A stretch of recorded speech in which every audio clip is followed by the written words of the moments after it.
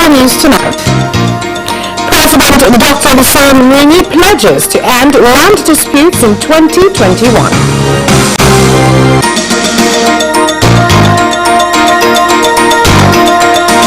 Trucking oil availability to improve after imported oil is offloaded from SALAAM ports.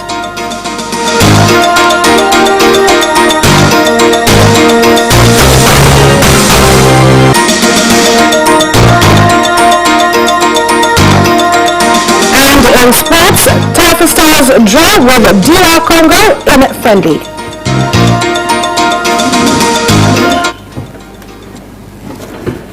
Good evening, this is Capital News at 9:30. My name is Vanessa Victor. Let's get started with the national news. The President of Zanzibar and Chairman of the Revolutionary Council, Dr. Hussein Ali Mwinyi, has said that 2021 is the year that his government ensures it ends land conflict. President Dr. Mwinyi made the statement during his 57 years of the Revolution of Zanzibar celebration, where he added that the land disputes have been causing a setback to the country's development.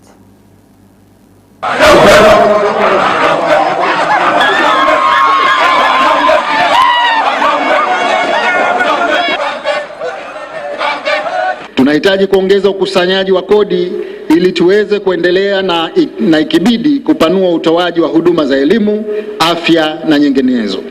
Kwa sasa tunatoa elimu na afya bure, na fahamu mngependa tufanye zaidi. Tuboreshe mazingira ya skuli, walimu, tuboreshe huduma za afya na kuongeza kiwango cha malipo kwa wazee wetu. Yote yanawezekana tukiongeza na kupanua wigo wa kukusanya kodi. Naomba kutoa shukurani zangu za dhati kwa wananchi wote wa Zanzibar kwa kushiriki kwa wingi katika matukio mbalimbali ya sherehe zetu za mapinduzi za mwaka huu. Kujitokeza kwenu kwa wingi kunaonesha wazi upo utayari wa kuyalinda mapinduzi yetu matukufu. Mapinduzi! In celebrating 57 years since the revolution of Zanzibar, some residents of Dodoma City have emphasized that Tanzanians need to be in the forefront and be united in safeguarding Zanzibar's revolution by avoiding all things that may threaten the peace created by the founders of the union. Natakiwa generation hasa watoto siwe leo maana ya uhuru, maana ya mapinduzi, maana ya muungano. Kwa hiyo ni vizuri shule iweze kutumika, yani watu waelimishwe. Badiliko fulani katika nchi ambayo analeta maendeleo kwa taifa lao kwa kupitia amani na mshikamano ndio inafanyika na inatokea mapinduzi matukufu. Yani kwamba yani kitu tukufu, kitu ambacho yani kina amani na upendo. Kiukweli hatuna budi ya kuendeleza sisi kama Watanzania, kuweka umoja wetu na kuendeleza mapinduzi ya Zanzibar kwa matukufu zaidi, na mapinduzi haya ambayo yanatuletea muunganiko wa Tanzania bara na Zanzibar. Tunaibidi sisi kama Watanzania sote tuendeleze kwa umoja na tusikubali kuja kulagahiwa na watu wengine. Meanwhile, in Dodoma, the Regional Commissioner, Dr. Bilnith Mahenge, also led in a tree planting and blood donation exercise at the new Uhuru Hospital in Chamwino District, an exercise that has also involved over 200 students from the University of Dodoma. Wakaona ni mchango mzuri wakija kuweka eneo hili lipendezeshwe kwa kupanda miti. Na mimi nikaona hili ni jambo jema, na hawataisha kwenye kupanda miti tu, na bado kuna programu ya kwenda kuchangia damu. Kwa hiyo nilipokea kwa furaha kubwa sana, na hasa ukizingatia sisi tumekuwa na programu ya upandaji wa miti. Siku hii ya leo ambayo ni ya mapinduzi, tunashukuru sana kwa ujio wenu kuja wilayani Chamwino, ambayo ni makao makuu ambako Mheshimiwa Rais wetu anaishi, na kumuunga mkono juhudi zake za ujenzi wa hospitali ya Uhuru. Youth and development stakeholders in ARUSHA region have said that they will continue to celebrate the Zanzibar Revolution by working hard and maintaining national unity as part of a way to remember the founder of the revolution, Abeid Amani Karume. Mapinduzi kama waliosema kumuondoa mkoloni kuweka serikali nyingine, lakini wanapaswa kufanya mapinduzi ya kiuchumi. Mapinduzi ya kiuchumi ndio jambo kubwa ambalo sasa hivi tunapaswa kulifanya.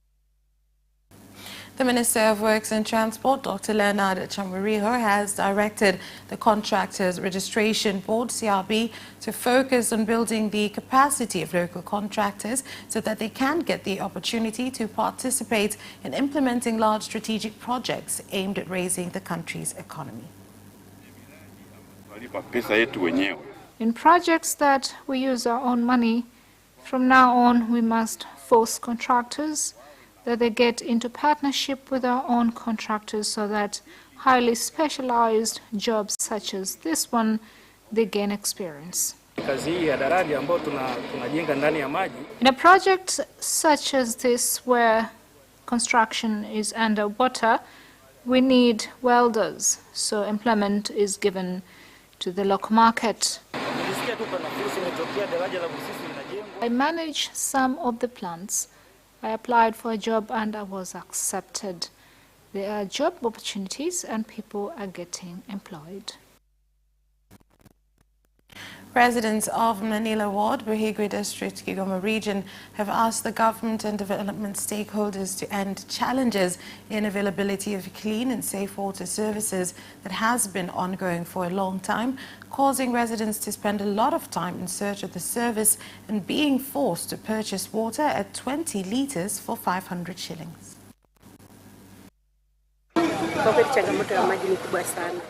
The need is great. We wake up at 5 a.m. to go and look for water and walk a long distance, and sometimes we have to wait up to 5 hours.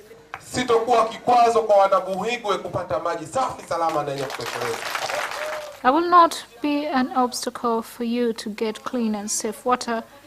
We must provide water for the people of Buhigwe rather than wait for donors. As a ministry, we must provide water to the people. The Bank of Tanzania has given 350 million shillings to implement a special 90-kilometer road construction project in Mbogwe District, Geita Region, due to the poor roads in the district causing difficulties for farmers to transport their goods.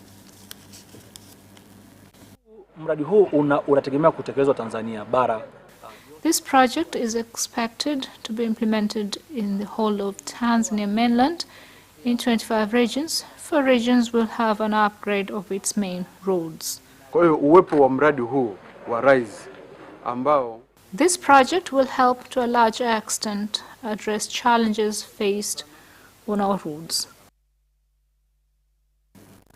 That's all for the national news. International news is next.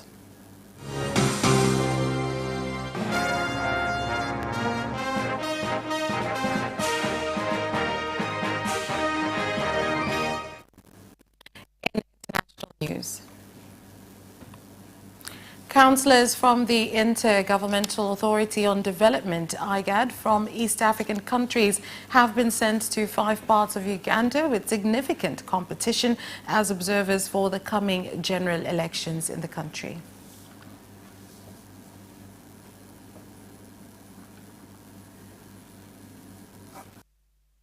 I hope the samples, the observations which we get from these areas also give us this observation for the next elections to be improved or to other necessary reforms.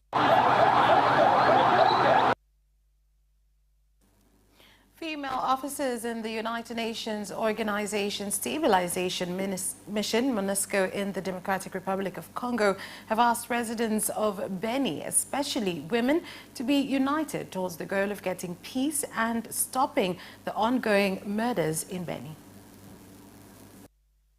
Kwa hiyo sisi kama askari wa kike tunakuja yani kuwapeni moyo na kuzidi kuwakumbusha kwamba tukiwa kama wakina mama tujitahidi kutengeneza upendo na amani ndani ya nyumba ili tuilete amani.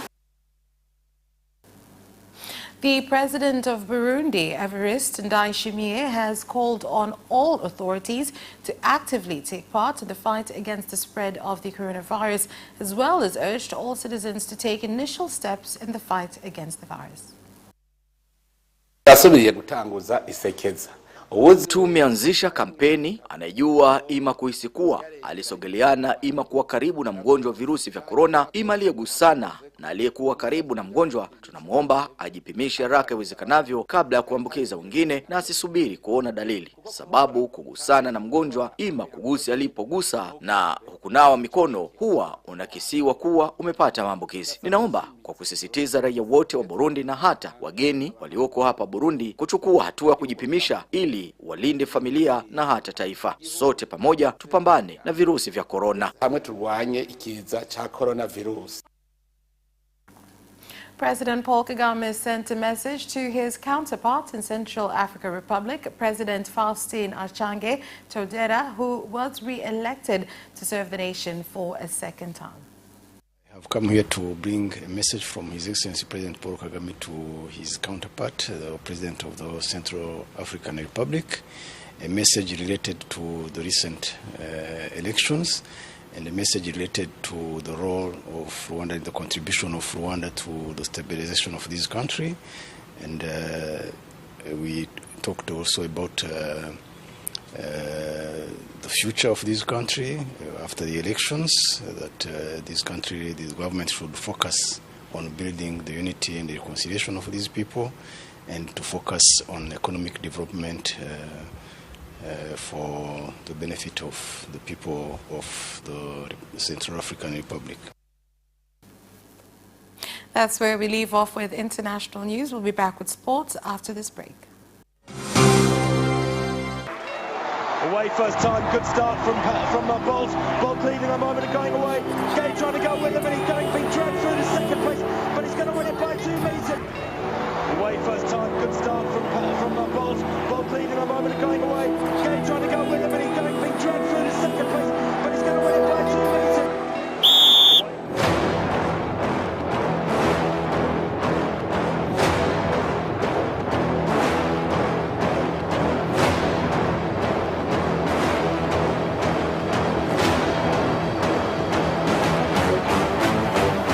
Opposition, Joaquinho, he did lose to Lendl.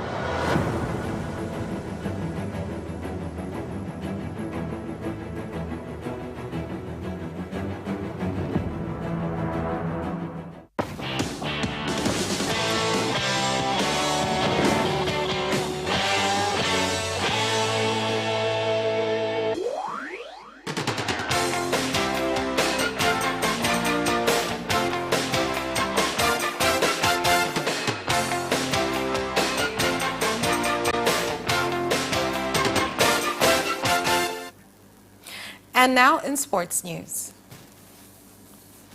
The national team, Taifa Stars, have been held to a 1-1 draw by DR Congo in a friendly played at the Benjamin Mkapa Stadium in Dar es Salaam. Congo were the first to score through Mayele in the 18th minute before Stars equalized in the 51st minute, a header of Ayub Lianga. Simba SC striker Medi Kagere has stated that they will have to rectify some mistakes to stand a chance of winning the Mapinduzi Cup final against their sworn rivals, Yanga SC. Msimbazi qualified after a 2-1 win over Namungo in the semi-final played at Amani Stadium last night. Medi Kagere and Miraji Thuman scored the goals for the Tanzania Mainland League reigning champions to set up a Kariakoo derby, while Ghanaian Stephen Kwame Sey grabbed a consolation for his team.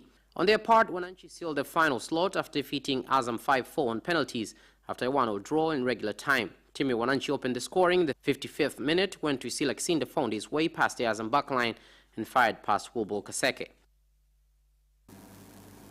Young Africans Yanga SC coach Cedric Kaze has explained why his team failed to finish off Azam FC in normal time of their Mapinduzi Cup semi-final clash played on Monday in Arusha. Here's more. Forced to wait until after penalty shootout to eliminate Azam after the two teams were tied to 1-1 in normal time. Yanga had taken a deserved lead through to Sila Kisinda in the 51st minute, but Aubrey Chilwell leveled matters for the ice cream makers with a fine header 4 minutes later. The tactician, who is still unbeaten since joining Yanga as a replacement for Serbian Zlatko Krimpotic, has revealed his players deserved to win the game in normal time, but they relaxed, which allowed Azam to hold them to a draw. And Manchester United will host the Premier League champions Liverpool in the FA Cup 4th round. Here's the report. Pitched United into battle with Jurgen Klopp's men, and the encounter will take place just a week after Ole Gunnar Solskjaer's side take on Liverpool in the Premier League on Sunday. The last time the Merseyside club won the FA Cup in 2006, they bet United on the way to the final, winning 1-0 in the 5th round. National League North side Chorley's reward for their victory over a depleted Derby was a home tie with Premier League Wolves, while Manchester City will head to League 2 Cheltenham Town. Tottenham, 5-0 third-round winners at Marine, are on the road again with Championship strugglers Wycombe this time providing the opposition. Chelsea host Championship side Luton Town, while Sheffield United, who recorded the first win of the season at Bristol Rovers on Saturday, will play Plymouth Argyle. Fulham take on Burnley in an all-Premier League matchup, while League 2 side Crawley Town, who upset Leeds United, are away at Bournemouth. The draw for the 5th round was also made on Monday, with the Premier League's Big Six avoiding matchups against each other should they advance. Should Chorley pull off a shock against Wolves, they could have another big date ahead of them after the 5th round draw pitched the winners to face either Southampton, Shrewsbury or 14 times winners Arsenal. Mesut Ozil has said he has no intention of retiring when he leaves Arsenal, with his preference being a move to Fenerbahce or Major League Soccer. The former Germany international is in the dying embers of his Arsenal career, having been completely frozen out of the picture by manager Mikel Arteta. Ozil has not featured for Arsenal since March, despite maintaining his feet and available for selection, and it is a question of whether he departs in January or at the end of the season. The former Real Madrid man has been in prolific form on social media during his absence from the pitch, and he held a question and answer session on Twitter on Monday. He answered questions on a range of topics, with one being that he did not have any regrets over joining Arsenal. Robert Lewandowski has spoken in glowing terms about his relationship with Jurgen Klopp, saying the now Liverpool boss was the bad teacher who propelled him on the path to greatness. After finding life tough in his teenage years, Lewandowski began to score regularly for Znik Prusko and Lech Poznan, which earned him a move to Borussia Dortmund in 2010. Lewandowski's starter life in the Bundesliga was not smooth sailing, as he was played in an unfamiliar number 10 position and found life tough in training under Klopp. Things came to a head following a Champions League defeat to Marseille in September of 2011. Lewandowski confronted Klopp and asked his manager what he wanted from him, despite his German being patchy at that stage. The Poland international picked up on what was required of him, and things blossomed to the extent that he won a second Bundesliga title before securing a move to Bayern Munich. And that sports item ends our news bulletin. My name is Vanessa Victor. Thank you for watching and good night.